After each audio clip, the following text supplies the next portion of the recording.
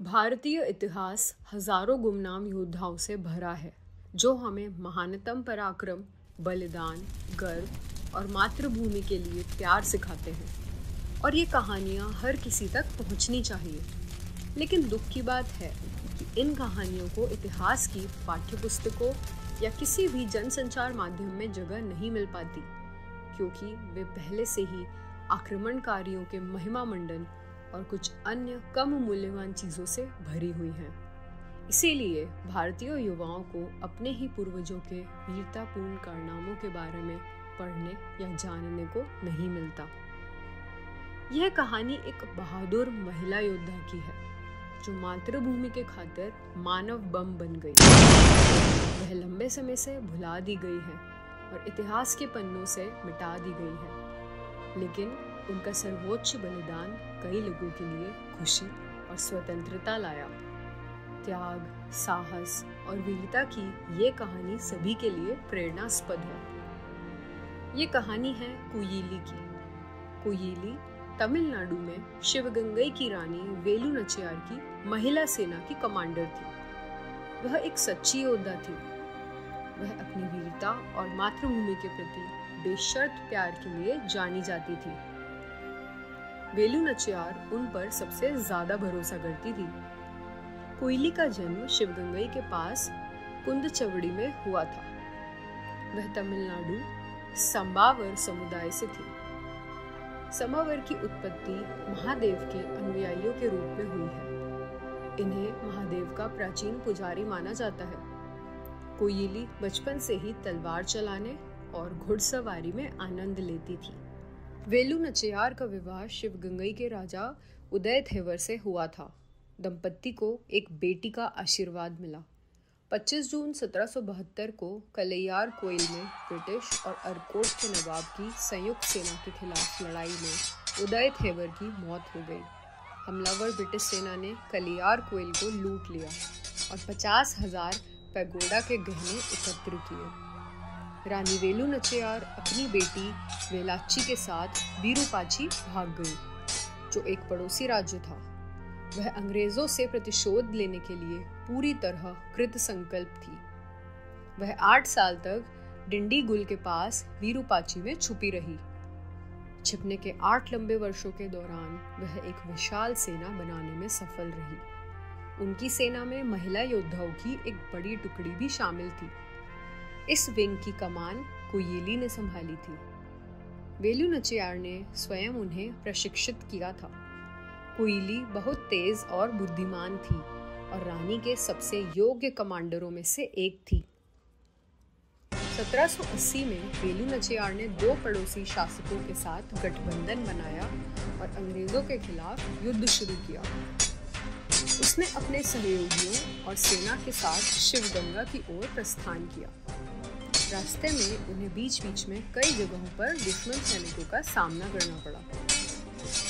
पहले मदुरई कोचदाई में, फिर थिरुभुवनम में और कलैयार कोइल में। रानी की सेना रौद्र रूप में थी। उसने तीनों स्थानों पर शत्रु सेना को परास्त कर दिया था। रानी और उनकी सेना अब किले पर पुनः कब्जा करने और अंग्रेजों को शहर से भगाने के लिए शिवगंगई की ओर जा रही थी। शिवगंगई में मौजूद रानी के जासूसों ने सेना को सतर्क कर दिया और उन्हें सलाह दी कि वो इस समय शिवगंगई की ओर ना बढ़े, क्योंकि ब्रिटिश सैनिक शिवगंगई और उसके आसपास 1 किलोमीटर की दूरी पर कई स्थानों पर तोप बैरल सहित भारी बंदूकें और गोला बारूद के साथ युद्ध के लिए तैयार हैं। दुश्मन ब्रिटिश सेना बंदूकों और गोला बारूद के मामले में बेहतर थी, जिसके इस्तेमाल से वे अपने विरोधियों को लंबी दूरी से मार सकते थे। रानी वेलु नचियार की इच्छा थी कि दुश्मन के गोला बारूद और बंदूकों को नष्ट कर दिया जाए ताकि वह सफलतापूर्वक जीत हासिल कर सके। इस समय आगे बढ़ने का मतलब केवल उसकी सेना के लिए हताहत होना और संभावित हार होगी। जासूसों ने यह भी बताया कि अंग्रेजों ने शिवगंगई महल में राजा राजेश्वरी मंदिर के अंदर एक गोदाम में बंदूकें और गोला बारूद संग्रहित किया था। रानी और उनकी सेना ने शिवगंगई में स्थिति शांत होने तक प्रतीक्षा करने के लिए शिविर लगाए। उन्होंने कुयेली सहित कमांडरों के साथ बैठक की और भविष्य की कार्रवाई पर चर्चा की। कुयेली ने दूर से महिलाओं के एक समूह को शिवगंगई के मार्ग की ओर नंगे पैर चलते देखा। वे भक्त जैसे लग रहे थे।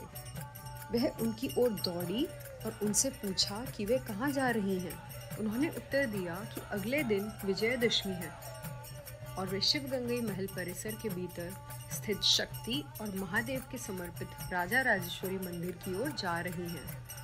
विजयदशमी के दिन ही अंग्रेजों ने राजा राजेश्वरी मंदिर में पूजा के लिए महिलाओं को प्रवेश की अनुमति दी थी। कुयेली वापस शिविर की ओर चल दी। उसके मन में एक विचार आया। उसने तुरंत एक योजना बनाई और रानी से इस पर चर्चा की। उन्होंने स्वेच्छा से इस कार्य की पूरी जिम्मेदारी ली। उसने अपनी योजना को क्रियान्वित करने के लिए अगला दिन यानी कि विजयदशमी चुना। बहादुर कुयेली ने अपनी टुकड़ी को समूहों में विभाजित कर दिया। वे सभी भक्तों के वेश में थे और उन्होंने अपनी साड़ियों के नीचे हथियार छुपा रखे थे। वेलू नचियार भी भेष बदलकर समूह में शामिल हो गई और समूह एक के बाद एक राजा राजेश्वरी मंदिर की ओर बढ़े। मंदिर में 3 बार पूजा की जानी थी, जिससे रानी और महिला सेना भली भांति परिचित थी। उन्होंने आम भक्तों के चले जाने के बाद तीसरे दौर में हमला करने की रणनीति बनाई। जैसा कि निर्णय लिया गया था, तीसरे दौर की पूजा के बाद अधिकतम भक्तों के चले जाने के बाद कुयेली, वेलू नचियार और महिला सेना ने अंग्रेजों पर हमला कर दिया। कैप्टन बेंजोर और पूरी ब्रिटिश सेना अचानक हुए इस हमले से स्तब्ध रह गई। उन्हें समझ ही नहीं आया कि क्या करें। कुछ ही देर में कई अंग्रेज सैनिक मारे गए। ब्रिटिश सिपाही गोला बारूद लाने के लिए मंदिर के गोदाम की ओर बढ़े। अंग्रेजों का गोदाम से गोला बारूद लाने का मतलब था रानी के सैनिकों की भारी क्षति होना। गोदाम को नष्ट करना जरूरी था।